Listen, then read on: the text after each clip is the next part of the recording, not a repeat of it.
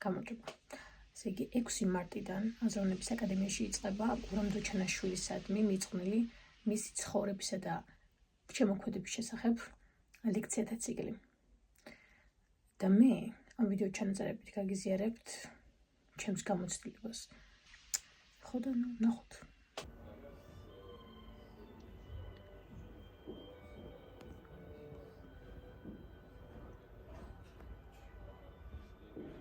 უგო გონებრივი სიფხიზლე. გაცოთ უგო ვინ არის? მანა წარმოა და არა იმ კაცმა სადაც ის მიიყვანეს, ხო? და ასწავლეს ვატერპოლო, არამედ თვითონ ავტორმა შეძლო ეს ბოლო თავში, როცა გამოაშორა ამას. და მაგრამ ჩემთვის არის კიდევ ერთი შუალედური როლი, ესე ვთქვათ, პერსონაჟის, რომელმაც ესე იგი ყველა ლექციას დავესწარი და ახლა გეტყვით შევაჯერებოს თითოეულ მათგანზე. პირველი იყო გურამ მეგრელიშვილის ლექცია სამოსელი პირველი შესახებ. ამისთვის რომ მომზადებულიყავი მთლიანი წიგნი წავიკითხე.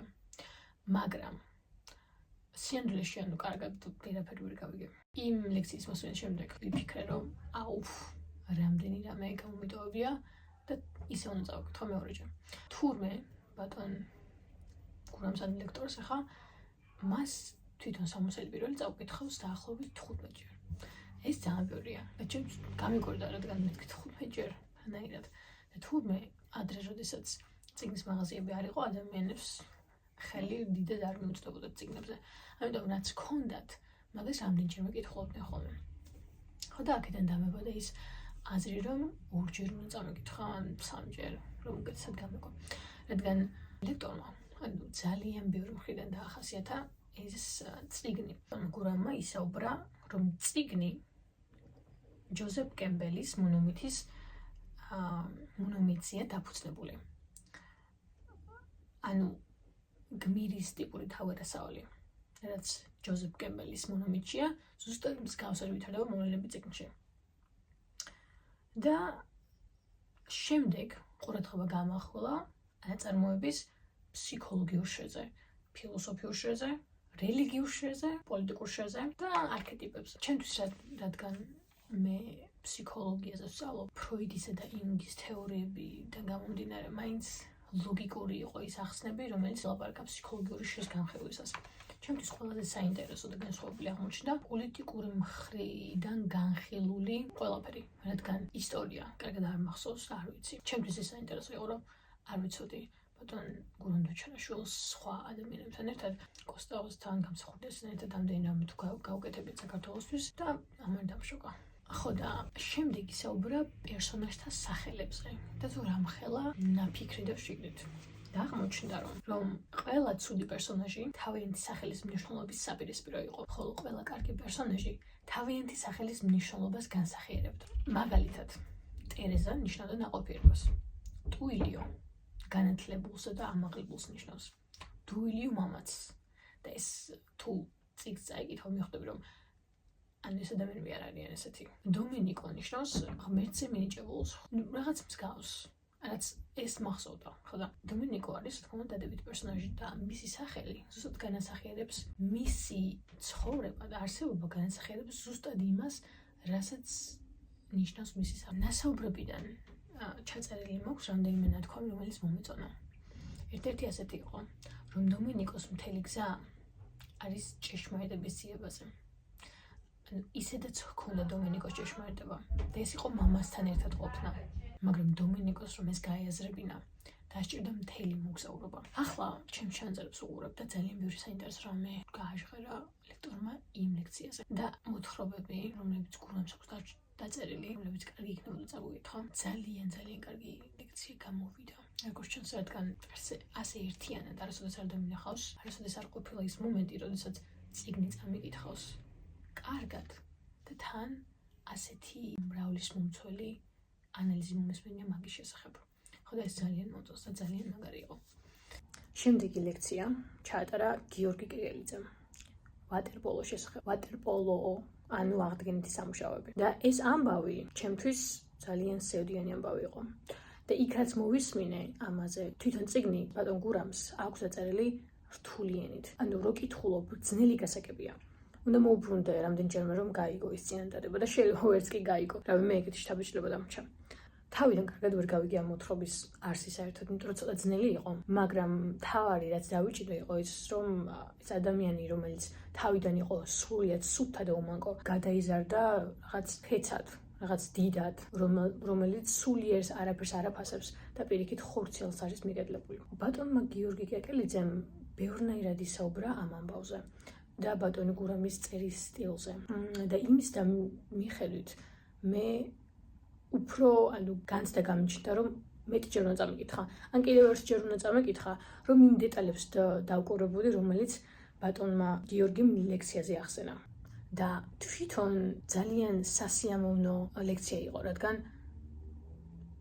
გასაგებად იყო წარმოთქმული. ზოგი ლექტორი ძალიან ჩუმად ლაპარაკობს ხოლმე, ან ზედმეტად ჩქარა, მაგრამ აი ეს კონკრეტულად იყო ძალიან დაალაგებულად და ისე რომ არც შეგრცხოვოდა კითხვის დასმა და ასე შემდეგ.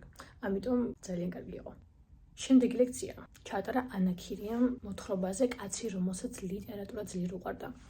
და აი ეს ლექცია ჩემთვის უფრო გამორჩეული იყო იმ მხრივ, რომ ჯერ ქალბატონმა ანამ ჩაატარა, ანუ ადამიანმა, რომელსაც ბევრჯერ უყურებ, სულ უყურებ და ვცდილობ მისგან რაღაცები ვისწავლო ხოლმე. იმ ვიდეოებიდან, რომლებიც YouTube-ზე და ასე შემდეგ. და მეორე მხრივ ეს მოთხრობა ბევრჯერ მაქვს წაკითხული და ბევრჯერ არის განხილული. რავი, ჩემს სივრცეში, გარშემო, აბიტურიენტ რა ვიყავი, მაშინაც გვასწავლიდნენ მას. თვითონაც ამბავი შინაარსი არის ლიტერატურაზე. პრელუდია ანამ ძალიან საინტერესოდ დაიწყო, რადგან ახსენა დოჩანაშვილის სხვა მოთხრობები ძმებ-კეჟერაძეებზე, რომლებიც იყვნენ სამი ძმა და თითოეული განასახიერებდა სხვადასხვა სიტყვას, მაგალითად სიყვარული, ლიტერატურა და ასე შემდეგ. და მან შეადარა ამ სამებას, რომელიც ქართული ხალხი არის შეყვარებული, ასე ვთქვათ, რომელიც მაგალითად ილია ჭავჭავაძემ დაახასიათა როგორც მამული ენა და სარწმუნოება და ვიფიქრე ეს ძალიან საინტერესო შეხედულება იყო. და შემდეგ უკვე ისაუბრა მოთხრობის სამ ნაწილზე, ანუ მეტაფიზიკურ ნაწილზე, ისტორიულ ნაწილზე და ლიტერატურულ ნაწილზე. თვითონ ეს ლექცია ანას იყო ძალიან შთამოგონებელი და კაფიო და ფიქრობ ესეთი ახსნა განმარტება ამ მოთხრობის არასოდეს არ გამიგია. ან შემდეგ უკვე დისკუსიის დროს სხვა ადამიანებმაც, იქ მყოფმა ადამიანებმა გააჟღერეს ძალიან საინტერესო დებულებები. ეს ჩემთვის დიდი რამის გააზრების საფუძველი იყო. თვითონ ანა ძალიან საინტერესო და კარგი ადამიანია, რადგან ყველას აზრი აინტერესებდა და მადლობას უხდიდა და თავის აზრს გვიზიარებდა ყველაფრის შესახებ და ასე შემდეგ. შემდეგი ლექცია კი ჩაატარა ზალჩხეიძემ დოჩანაშვილის ერთ-ერთ ბოლო ნაწარმოებზე, ანუ გვიანდელ ნაწარმოებზე ეს იყო, რაც უფრო მახსოვს და მეტად მაგონდება. და ეს არის ავტობიოგრაფიული ნაწარმოები. მე ვერ მოახერხე მაგის საკითხვა, რადგან ვერსად ვერ ვიშოვე, მაგრამ თვითონ ბატონმა ზალმა ძალიან ბევრ ამბავზე ისაუბრა, რომელიც არის იქ მოთხრობილი, რომელსაც ანუ როგორც მე მოვისმინე ძალიან სხვათა შორის ძალიან მნიშვნელოვანი არის თუ წავიკითხავთ, ჩემთვის მე მაინტერესებს ეს უახლესი ქართული ისტორია და ასე შემდეგ, მიუხედავად იმისა, რომ ჯერ მაგდენი არ წამიკითხავს მის შესახებ. ბატონმა ზალმა თქვა ასეთი რამ, რომ თავისი აზრით დოჩანაშვილმა ამ წიგნით დაანახა, რომ ადამიანის ცხოვრება არის ხალხთან შეხვედრა, რადგან მთელი ნაწარმოები თუ წიგნი აქვს დაწერილი და აგებული ადამიანებზე, არა ამბავზე, არამედ ადამიანებზე. ოღონდ ჯერ არ ვიცი რას ნიშნავს, რადგან ჯერ ვერ წავიკითხე, რომ წავიკითხავ, ალბათ ვიდეოს გავაკეთებ, მაგრამ ძალიან საინტერესო იყო და ანუ ლექცია ძალიან საინტერესო და ცოტა სასაცილო გამოვიდა, იმიტომ რომ ვერ წარმოიდგენდი, რომ ასეთი დიდი ადამიანი დაწერდა ასეთ სასაცილო და პატარა ამბებს, რომლებიც თავისი ბავშვობიდან მოდის, ან თავის ბავშვობაში გადახდა სხვა დიდ პიროვნებებთან ერთად, ანუ სხვა პატარა ადამიანებთან, რომლებიც შემდეგ საქართველოსთვის დიდი პიროვნებები იქნებოდნენ. მთლიანობაში ძალიან საინტერესო გამოვიდა და მადლობა ამისთვის მას.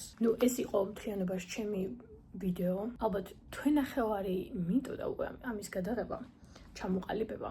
არ ვიცი როგორ გამოვიდა, მაგრამ ნახოთ. ძალიან დიდი მადლობა აზროვნების აკადემიას, რომ ასეთ საინტერესო კურსებს ქმნის და ადამიანები მოჰყავს და საზოგადოებას საშუალება აქვს მივიდნენ და მოусმინონ ამას, იმიტომ რომ ძალიან მნიშვნელოვანია. მადლობა ყურებისთვის. ვინც კი უყურა ვიდეოს.